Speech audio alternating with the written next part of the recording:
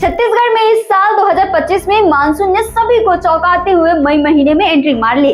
जहां हर साल लोग जून का इंतजार करते थे, इस बार बादलों ने खुद बिना बुलाए दस्तक दे दी। लेकिन क्या ये पहली बार हुआ? नहीं। पिछले 10 सालों में मानसून कभी जल्दी तो कभी लेट आया और पानी भी कभी ज्यादा तो कभी कम बरसा। ये है पिछले 10 सालों का मानसून रिपोर्ट। साल 2015 में 13 जून को मानसून ने एंट्री मारी, लेकिन सामान्य से 8% कम बारिश हुई। साल 2016 में 18 जून को पहुंचा और इस साल 4% ज्यादा बरसा। साल 2017 में 14 जून को आया, लेकिन बारिश 6% कम रही। 2018 में मानसून जल्दी आ गया, 8 जून को ही, लेकिन बारिश 1% कम हुई।